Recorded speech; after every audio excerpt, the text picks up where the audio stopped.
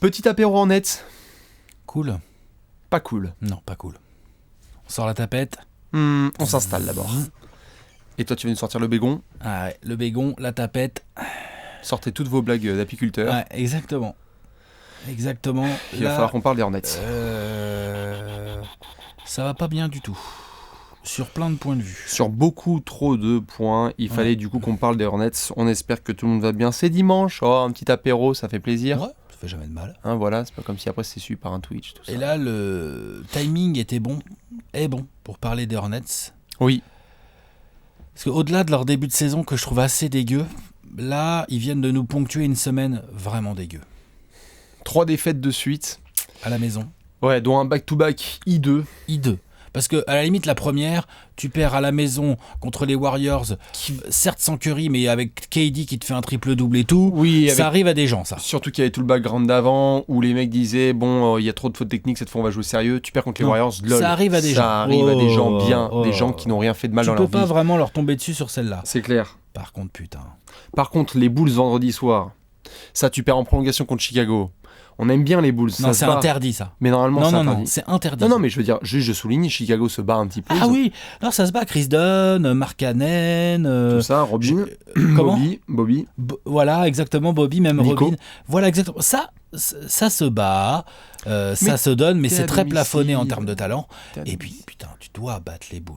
Surtout en prolongation. À la limite que tu puisses fucked up un petit peu sur 48 minutes, ok, mais on te redonne 5 minutes pour te rattraper. Tu te fais battre par les Bulls en prolongation à domicile. C'est pas normal, ça. Tu te dis le lendemain, ça se reprend. Kemba Walker, dégueulasse. Ça sent le mec qui l'a pris en TTFL. Je l'ai pris en TTFL contre les Bulls, mais même au-delà de ça, de toute façon, il a été dégueulasse. Enfin, c'est pas bien. Petit pépin à l'épaule pour Kemba. Oui. Mais dans ce cas-là, ne joue pas.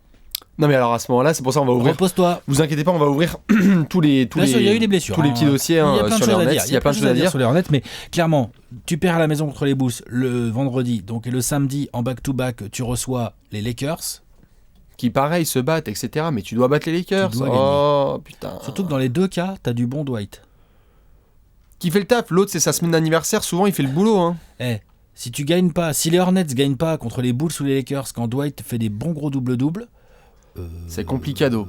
C'est très complicado pour les Hornets. Il y a des vrais soucis. Tout à fait. Pour tout un tas de raisons. Et on va les expliquer un petit peu. On veut bien vos avis là-dessus. Parce que Charlotte, à moins que je dise des conneries, Alex, je pense que nous deux les mettions en play-off. Moi, je les mettais, moi. Pareil, on les remettait en play-off. On a dit que Charlotte, ça retourne en play-off. Alors une saison est longue. Oui, mais le pronostic a pris cher.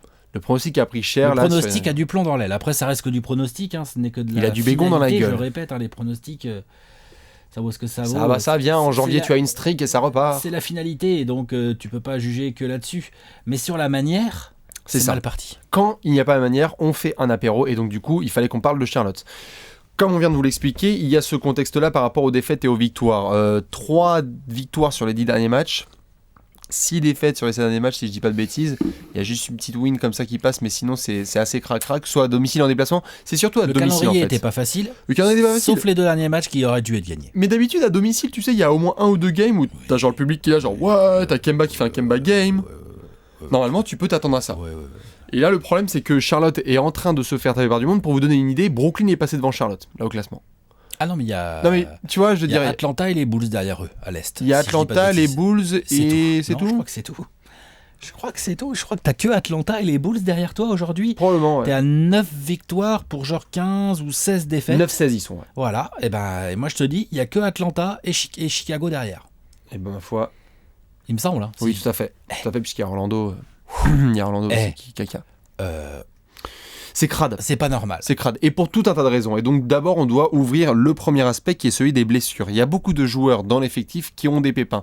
Ça arrive, mais ça expose aussi ton manque de. Pas là en début de saison. Oui, mais ça montre ton manque de profondeur. On avait dit qu'ils étaient ric-rac, qu'ils avaient pas de marge de manœuvre. Ils avaient un petit peu de banc, mais t'as Kaminsky qui est blessé, donc déjà ton banc, lol. Malik Monk avait eu aussi des blessures, donc du coup ton banc, voilà. Jérémy Lamb, allons-y.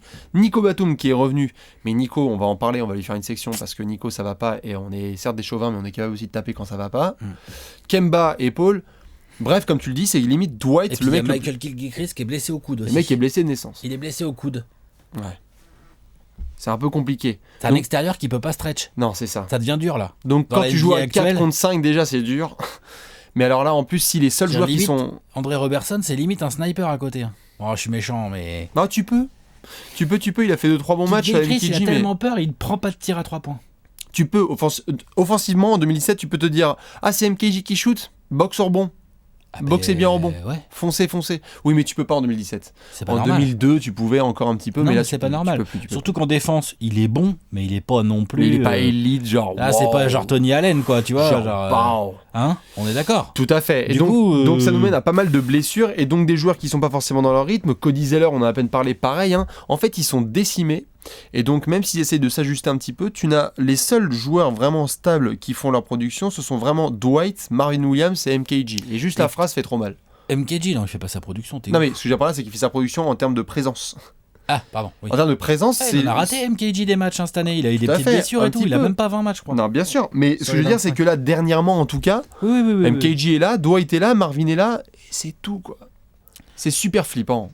Du coup, il y a des no-names qui débarquent un peu, genre Graham et tout. T'es là, genre, tu viens d'où, toi? T'es qui?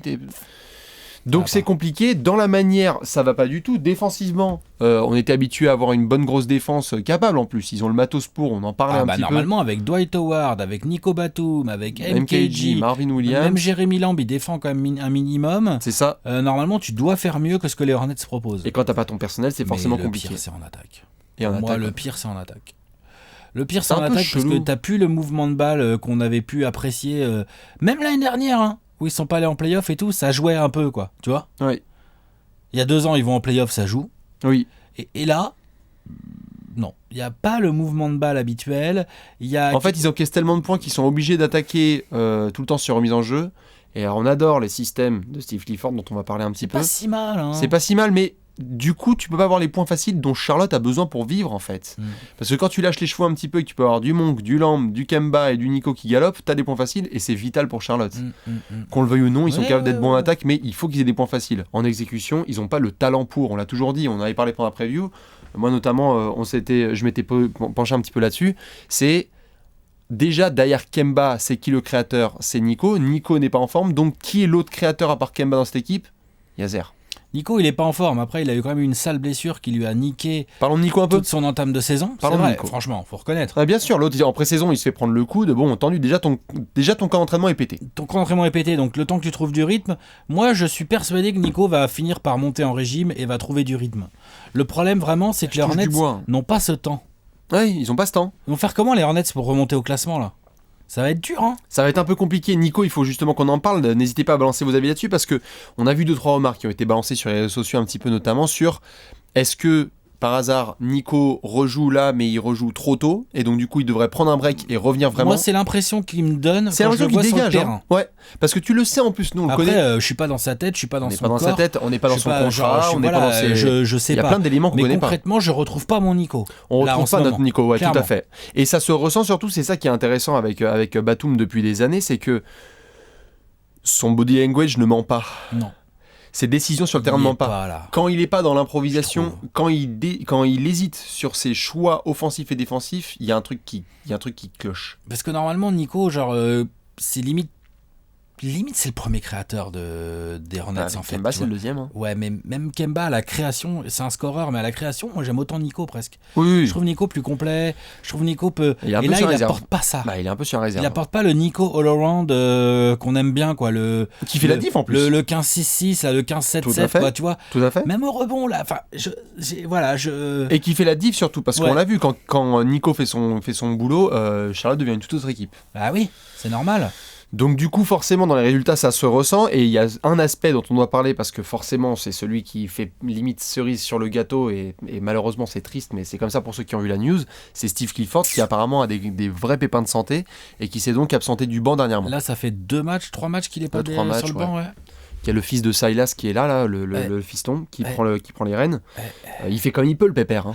Ah, c'est clair, il n'était pas prévu pour faire ça. C'est comme le fils Bickerstaff, le fils Silas. Le fils Bickerstaff, lui, il devrait pas être là, c'est différent. Ah oui, mais tu vois ce que je veux dire, c'est mais les fistons qui essaient de prendre la relève. Ils essayent, mais c'est pas facile. Et puis surtout, non, ce que je veux dire par là, c'est que vraiment le fils Silas, il est vraiment encore pour moi un peu en apprentissage. Il est vert. Voilà. Il est très très vert. Bickerstaff, on sait qu'il est pas bon, le fils. Tu le sens tout de suite que Steve Clifford n'est pas là et nous on est les premiers, on en parlait en off là, à se poser un petit peu des questions parce qu'on n'a pas eu trop d'infos sur ce qui se passe par rapport à Steve Clifford. Apparemment, c'est des vrais pépins de santé qui pourraient le faire absenter pendant quelques temps. Ah non, apparemment, ça a l'air très sérieux. Ça a l'air très sérieux. On ne sait pas ce que c'est. Donc on est plus inquiet qu'autre chose. Si vous avez des infos... Et donc ça va pas du tout arranger les affaires de Charlotte, ça c'est clair. On peut quand même espérer que Kemba va enfin trouver de la régularité. Et Paul, il faudra faire pareil. Il va falloir qu'ils serrent les dents, quoi, les mecs. À un moment, si vous voulez les playoffs, là, il va falloir... Et je dis pas ça, moi, seul, sur mon pouf, avec Alex, en mode tranquille, allez-y, serrez les dents et jouez. Non, c'est simplement que là, comme tu le dis, pour espérer retourner dans le top 8 avec la concu qu'il y a, c'est-à-dire les équipes auxquelles tu t'attendais pas, Indiana qui fait le taf, les Knicks qui font le taf, doucement, hein, mais sur le début de saison, là, qui font le taf, Philadelphie qui fait le taf, du coup, c'est toi qui slide au niveau du classement. Il va falloir reprendre cette production-là pour leur repasser devant au classement, hein. C'est sûr et certain. Devant eux, ils ont des équipes qui sont pas encore play-offables, mais qui vont se battre, genre le Heat, tout ça, tu vas pas aller les chercher comme ça. Hein. Non, c'est clair, ça va se réveiller. Va falloir y aller. Hein. Je peux te mettre on the spot ? Ouais. Et là, c'est la grosse question, et je mets tout le monde on the spot. Parce que là, c'est le gros sujet qu'on voulait un petit peu aborder sur cet apéro. Kemba, il lui reste encore un peu de contrat. Tranquillou. On arrive en février. C'est pas obligé d'être Kemba, hein. Mais si vous êtes le management de Charlotte, qu'est-ce que vous faites ? Est-ce que vous ne touchez rien et vous trustez ? Vous ne touchez à rien, de rien du tout, ou est-ce que vous essayez un petit peu de changer tout ça ? Je pense que c'est trop tôt. Je pense qu'il faut attendre de voir ce qui va se passer dans cette fin de mois de décembre et en janvier. Oui. Si ça continue sur ce rythme-là, pas impossible qu'il y ait un trade sur un de leurs gros joueurs. C'est pas du tout impossible. Le trade de Kemba est le contrat de Kemba est extrêmement tradable. C'est du 12 millions l'année, hein, Kemba. Après, sinon, il y a Michael Kidd-Gilchrist si tu trouves un pigeon. Là, on parle bien de pigeon. On parle bien de pigeonner quelqu'un. Oui, bah un Kinder Bueno et deux vraiment numéro 2 de draft là. Méga lol. Mais tu peux pas transférer Marvin parce qu'en plus il est dans la liste. Tu peux pas transférer Dwight parce que là tu l'as et le contrat tu l'as récupéré en galère de Atlanta. Il fait le taf. Et il fait le taf. Et franchement, pour moi, hein, Dwight c'est le joueur qui fait le plus. Non, c'est le joueur qui fait le taf cette saison sur les Hornets, tout à fait. Marvin, tu peux pas le transférer parce qu'en plus contrat bien conséquent, mais en plus il est important, pareil. Je veux dire, il est compatible bien avec Dwight. C'est parfait. Ça va. Moi je suis d'accord. Ça va. Nico, tu peux pas trade. Je pense qu'il est trop cher, Nico, pour le trader pour le coup. Et on va pas appuyer sur le panic button. Hein, non, c'est pas. Voilà, c'est comme ça, c'est tout. C'est juste chiant, c'est la blessure au coude, elle a complètement déraillé. Moi, je reste persuadé en plus que Nico, petit à petit, ça va se mettre en route et on va retrouver notre Nico, mais peut-être pas avant janvier du coup. C'est ça le truc. Ce genre de blessure, souvenez-vous de la blessure notamment, même si c'est pas forcément la même chose. Souvenez-vous de la saison de Ian Maimi la dernière, qui avait eu des problèmes aussi physiques, où on s'était dit retour en décembre, on était là genre est-ce qu'il va pouvoir préchauffer ? Ça a été une galère toute la saison pour Ian. C'est chiant. Hein. Et c'est pas forcément pour faire de la comparaison français-français, c'est simplement que dans ce cas-là, tu peux avoir des gars. En fait, si je te pose la question et si je la pose à tout le monde sur ces histoires de transfert, c'est que tu peux te retrouver dans un cas où Kemba commence à en avoir marre. Le mec, il a goûté au playoff il y a 2 ans. En fait, voilà, exactement. S'il commence à en avoir marre et à avoir tous ses boys à droite à gauche, parce que Kemba, imagine là, genre il est pas All-Star. Oh bon, il va pas être All-Star. Mais là, il peut ne pas être All-Star, genre c'est de sa faute là. C'est lui qui manque de régularité. Oui, mais il est blessé aussi. Enfin, je veux dire. Ah bah oui, mais il est blessé. Bon, ça c'est pas de sa faute. C'est pas de sa faute, mais le contexte est assez compliqué pour lui. Mais tu peux péter un plomb là-dessus, tu vois. Je veux dire, tu peux péter un plomb. Je suis désolé. Encore une fois, je vais pas faire des comparaisons entre franchises, mais le truc de Marc Gasol avec David Fisdale, on s'y attendait pas forcément. Kemba, c'est un gars aussi très très bien qui s'entend bien avec Steve Clifford. On va pas commencer à faire des suppositions, etc. Mais tu peux te retrouver suffisamment frustré pour commencer à grogner un peu. Car le Kemba, il est gentil, il fait des spots pubs, il est là, il prend les bébés dans les mains, il fait des photos, mais il y a un moment où lui aussi il va commencer à vouloir aller toquer sérieusement dans les grosses cylindrées de l'Est ou de l'Ouest. Et surtout, vraiment, l'avantage, comme tu l'as dit tout à l'heure, c'est très très tradable, quoi. C'est-à-dire que le contrat de Kemba, c'est 12 millions vraiment l'année. Récupérer quelque chose en échange. Oui, tu peux. C'est un vrai truc que tu files, quoi. Autre question que je te pose, t'es chaud ? Vas-y. Je la pose aussi à tout le monde. Est-ce que vous feriez des changements au niveau des rotations avec les gens que vous avez ? Il y a notamment le cas Malik Monk. Il y a beaucoup de gens qui aimeraient le voir un petit peu plus responsabilisé, peut-être dans le 5. Moi, je ferais beaucoup moins jouer Michael Kidd-Gilchrist, voire plus du tout. On dit ça depuis août, je pense. Plus enfin, moi, pour moi, ce mec-là n'a pas le... Franchement, il y en a qui vont me trouver très sévère. Hein. Il n'a pas le niveau NBA. Non, il n'a pas le niveau titulaire. Remplaçant dans une petite équipe, quoi. Pour moi, il est pas bon, quoi. Vraiment offensivement, il est beaucoup trop faible. Oui, mais il est pas titulaire, quoi. Ah non, titulaire, c'est sûr que non. Et sur un banc, c'est pas un 6e homme, c'est pas un 7e homme. Enfin, je veux dire. Ouais, je pense que c'est un bon 7e homme. Ah non, moi, pour moi, c'est vraiment trop rare. Tu peux t'apporter vraiment de l'énergie, du rebond, des petits hustle plays. Mais je sais pas, il me déçoit encore plus qu'avant, quoi. Genre, il a pas progressé techniquement. Mentalement, c'est bizarre. C'est limite inquiétant, moi je trouve. Tu vois, donc, il a eu 2-3 breakdowns un petit peu en début de saison de MKG. Non, c'est un vrai problème. Pour moi, ce mec doit vraiment beaucoup moins jouer. Donc tu ferais jouer Malik Monk à la place ? Jérémy Lamb. Alors Jérémy Lamb a des pépins de physique là. Oui, mais sinon, c'est Jérémy Lamb. Oui, mais Jérémy Lamb était dans le 5. Oui, pendant la blessure de Nico. Pendant la blessure de Nico. Mais donc du coup, tu ferais Nico, Kemba, Jérémy Lamb, Dwight et Marvin. Pour moi, la triplette extérieure, c'est Kemba, Jérémy Lamb, Nico. Idéalement sans blessure. Hein. Oui. Ensuite, une raquette Marvin avec Dwight. Oui. Et toujours sans blessure. Hein. Et après, en sortie de banc, mes 2 premières options, c'est Malik Monk et Cody Zeller. Et après, je regarde. Et Michael Carter-Williams. Et t'as Michael Carter-Williams que je mets également devant Kid Gilchrist. Oui, pareil. Donc Kid Gilchrist, pour moi, c'est pas avant le 9e. Dans la rotation. T'es tendu encore. Mais je sais que ça va. Non, mais peut-être qu'il y en a qui vont pas être d'accord avec moi ou quoi, mais vraiment c'est un problème. En attaque, tu peux pas jouer avec lui, et je trouve qu'en défense, je trouve pas si ouf quoi. Je trouve que finalement sur les extérieurs avec du Jérémy Lamb et du Nico, tu peux grave t'en sortir. Surtout que t'as juste orienté, il y a Dwight derrière. Donc voilà, en plus t'as Dwight dans la raquette. Donc non. Malik Monk, Cody Zeller, Carter-Williams sont 3 choix en sortie de banc, et Kaminsky 10e. Non, bien sûr. 10e Michael Kidd. Franck, évidemment, Franck the Tank. J'ai dit sans blessure. De toute façon, dans un monde idéal. Dans un monde idéal, de toute façon, tu parlais de Dwight qui fait sa saison. Dans un monde idéal, Dwight est numéro 1. Honnêtement, je suis capable de mettre limite Jérémy Lamb en 2. Il fait un début de saison de dingue. Jérémy il Lamb. est bon ce gamin. Non, il est très très bon. Il arrive à prendre confiance. Lui, il progresse. Et il progresse très bien dans le système Clifford. Exactement. Du coup, question ultime. Est-ce qu'il y a un membre du 5 majeur initial des Hornets qui est tradé avant la deadline ? Est-ce qu'ils vont appuyer sur le panic button ? Comme on a dit tout à l'heure, est-ce qu'ils vont appuyer sur le panic button ? Moi, je te dis, c'est trop tôt pour le dire. Je dis oui. Moi, je dis, ça va dépendre de ce qui va se passer fin décembre et en janvier. Je dis oui quand même. Sinon, je les vois bien. Non seulement je les vois bien appuyer sur le panic button, mais en plus, je les vois bien faire de la merde. Ça me fait mal, mais C'est-à-dire ? Un trade de merde. Genre si tu trades Kemba par exemple. Ok, si tu arrives à fourguer Michael Gilchrist, limite quoi que tu récupères en échange, c'est bien. Une mascotte. C'est une bonne affaire. Après tu vas pas trade Dwight, on l'a dit. Je pense que tu trades pas Nico. Les Jérémy Lamb et les Malik Monk, faut les garder, ils progressent, sont jeunes, ils coûtent pas si cher. Marvin Williams, pour moi ça serait une erreur, mais ils peuvent essayer de le trader. Le contrat est trop lourd, je pense. Le contrat est gros, mais il se trade. Oui. Attends, il gagne combien Marvin ? 16, 17 ? Ouais. Ça se trade ça aujourd'hui dans la NBA moderne. Franchement ça se trade. Et après évidemment il y a Kemba. Et Kemba, je les vois bien se faire niquer. Je les vois bien avec un Kemba qui a envie de se casser. Tu vois, il peut leur arriver une Bledsoe. Oh, pas à ce point-là. Non, pas à ce point-là. Mais dans le sens, genre, Kemba va jamais aller faire comme Bledsoe un tweet, tout ça. Non, je pense qu'il va pas mais par contre, Kemba peut faire comprendre à ses dirigeants que bon, voilà, il en a marre, qu'il veut se faire trader parce que les résultats sont ceux-là, parce qu'il est saoulé. Et là, je les vois bien un peu paniquer et faire de la merde. Balancez vos avis là-dessus. Se faire escroquer par je sais pas. Oui, qui d'ailleurs. Il y aura du monde à la porte. Il y aura du monde à la porte qui aura du Kemba.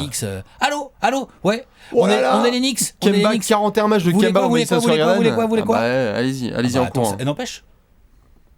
Non mais ce serait très bien, mais bon, là on rentre dans de l'hypothétique, on la fera de toute façon à la trade deadline. Les Knicks viendront à la charge. Non, c'est sûr, il y aura plein de franchises, mais là on se permet un petit peu d'allumer le feu, sans mauvais jeu de mots, non, n'est-ce pas ? Bien sûr, non. Pour le côté en fait assez alarmant, parce que Charlotte, comme tu le dis, il y a les matchs là sur la fin d'année qu'on va regarder, il y a le mois de janvier évidemment, mais même si tu progresses bien et que tu retrouves les gars un petit peu dans une condition, quel est quelque part ton plafond un petit peu ? Charlotte, on les avait mis... Charlotte, on a fait la preview de saison, on les a mis 6, 7. Oh, 8, moi je crois même. Toi, t'as mis 8, moi j'ai dû mettre 7, un truc comme ça. Donc du coup, c'était pas non plus, on n'était pas là genre... Waouh. Mais là, les retrouver 13e, quand même, ça vaut mieux. Tout à fait. Mais donc, le middle au milieu de ça, c'est tu finis 19e. Donc si Charlotte loupe les playoffs, tu appuies sur le bouton rouge, je pense, très clairement. Et alors, qui est le premier à sauter entre Kemba, par exemple, ou Clifford ? C'est là que ça va devenir compliqué avec le dossier médical de Clifford. Oui. Parce que si ça prend des proportions... on touche du bois, hein, on veut qu'il arrive rien, mais si ça prend vraiment des proportions crades, ça peut aller grave mal. Et surtout, comme tu l'as souligné, le jour où on va se pencher sur le management de Charlotte... Regardez ce qui est fait. Là-dessus, Jojo, Jordan... Là, Jojo Eric Cho, c'est pas génial. C'est pas génial. C'est pas tip top. C'est pas tip top dans la construction. C'est pas tip top. Il y avait des bons éléments, mais c'est pas tip top. Voilà un petit peu pour cet apéro de Charlotte. Il fallait qu'on fasse le point. On souhaite surtout bon courage à Steve Clifford et à la team, à Nico, qu'on espère. À Nico. Allez, Nico. Hein. Putain, allez, oh. Merde, on sait que c'est chiant d'avoir une blessure au coude et nous on est là derrière avec lui, mais il va falloir. J'espère qu'il est pas revenu trop tôt. Je pense qu'il est revenu trop tôt. J'espère qu'il a pas mal, tu vois. Moi je pense qu'il est revenu trop tôt. Je sais pas. D'ailleurs par rapport au bilan qui était annoncé, je pense qu'il est revenu trop tôt. C'était mi-décembre, il est revenu. Peut-être qu'il est revenu trop tôt. En même temps, il y avait des blessures et tout. Enfin bref, c'est difficile à gérer. C'est comme ça. Dans tous les cas, balancez tous vos avis. On souhaite bon courage aux fans des Hornets, bonne PLS et puis nous, on va enchaîner. On a d'autres apéros à tourner. À la prochaine, ciao.